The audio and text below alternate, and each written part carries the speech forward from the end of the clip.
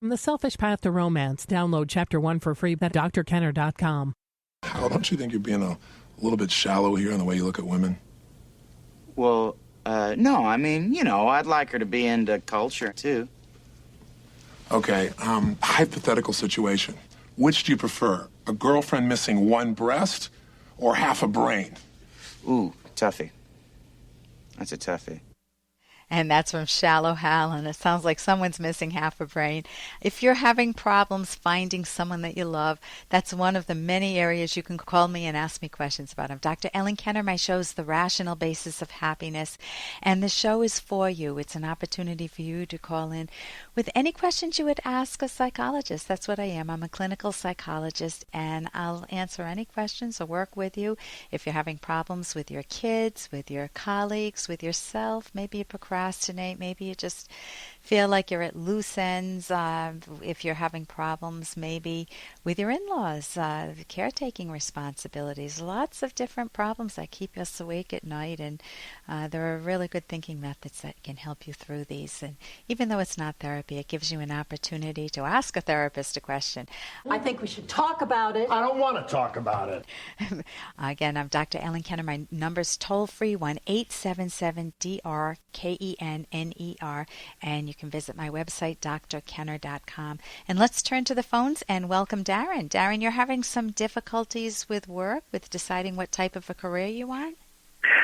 Yes, Dr. Kenner. Actually, I kind of decided what career I want. I'm changing towards that direction, but I'm having a lot of stress and depression over the job I'm currently at and will probably have to be at for at least about another year. 1 year. Okay, what are you at now? What type of work? I work for a church. Yeah. Why do you have to stay there a year? Why can't you leave? I got a lot of debt, and I've got a mortgage, and I am just locked into the pay, and I don't think I could just go get another job.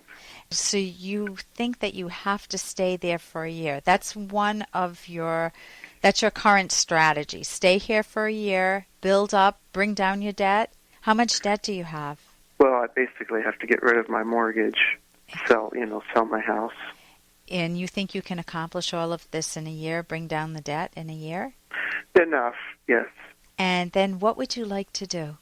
I am a composer, and I'm going to be pursuing a composition personal business, creating scores for media.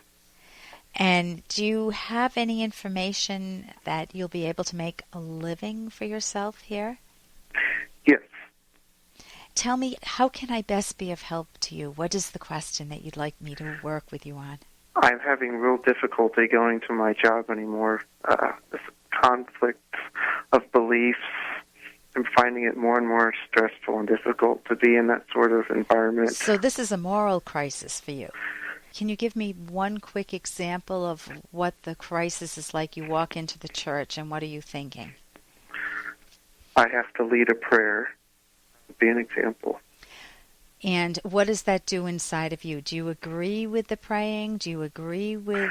No, I don't. Okay, so it would be a win-win situation if you left the church and could find a better paying job. Why are you staying at the church? If you feel like you're at moral odds, that, to me, that is profound. It would be if you put me in a mosque.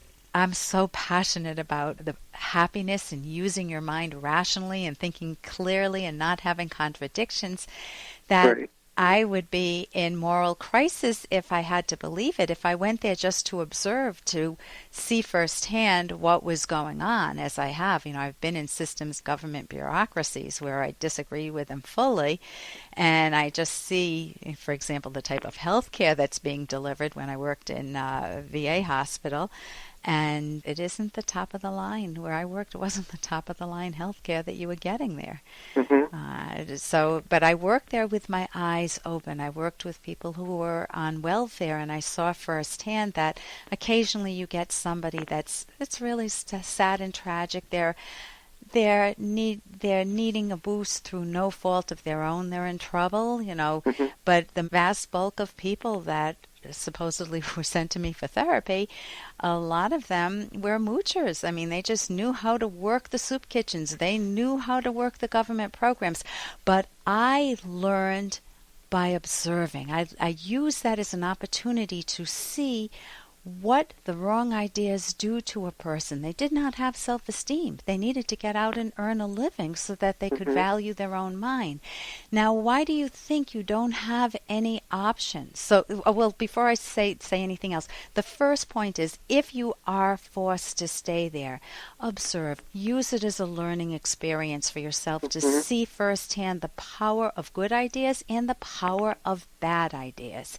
And also observe that places like a church or a temple usually are a mix. You will have some good ideas thrown in with a lot of irrational ideas, and that's the way they get people to swallow irrational ideas. You give, stealing is bad. Well, yeah, that makes a lot of sense. But then if they say that, you can never have sex before you're married, it's like, well, why not? What if you take precautions and you're very rational about it? It can be very confusing for people. So anyway, so that's the first thing, is that don't beat up on yourself too much. Definitely try to find an exit strategy for yourself. If it's a moral crisis, as I say, become an observer. Can you give me one other thing that you would like to do that's a possibility now, even working at McDonald's? Is that a possibility? Yeah, I could get a job just playing piano for services where I'm not in any sort of leadership position. Can you play piano for weddings or other events? I do. Can you earn a living that way? Or go to restaurants? I mean, I see musicians come in and they play, and then they're given a free meal, but it's not a free meal because they've obviously earned it. But can you do something else with your talents? If you love the music, milk it. Right, yeah. And I know we're right at the end of time here, but Darren, I would really give yourself the opportunity to sit down, make a list of all different possibilities, ways you could earn a living, and see if you can find some alternative exit strategies so you don't have to stay there a full year. I do admire that you're trying to work down the debt, and I do admire that you're trying to live with yourself consistently. You're trying to gain your integrity. So listen, thank you so much for the call. I'm Dr. Ellen Kenner, and you're listening to The Rational Basis of Happiness.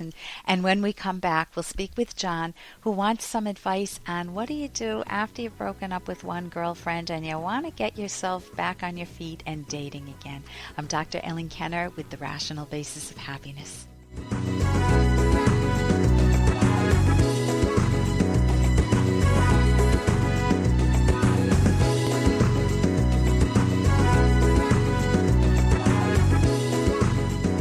So your husband wasn't jealous? No, he approved, actually. He doesn't mind a gorgeous male nude in the house? No, considering that I let him have the two lovely women he wanted, and we found the perfect seascape for the living room, too. This gallery, Quint Cordair Fine Art, has the most incredible selection of paintings and such beautiful sculpture. For the finest in romantic realism, visit Quint Cordair Fine Art at www.romanticrealism.com or call toll-free 1-866-267-3247. Here's an excerpt from The Selfish Path to Romance by psychologists Drs. Kenner and Locke.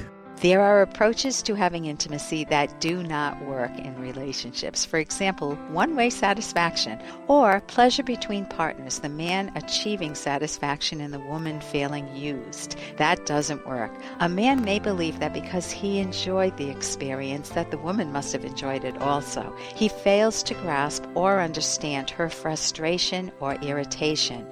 Or he may be keenly aware that it is one-sided, lacking mutual joy, but feels helpless in knowing what to do or how to talk about this openly and comfortably. And if the woman meekly replies with an edge of resentment in her voice, "I wasn't satisfied, but it's okay," her meekness will spell dissatisfaction for both and relationship trouble for many years to come if the relationship lasts. Download Chapter 1 for free at drkenner.com, and you can buy the book at amazon.com.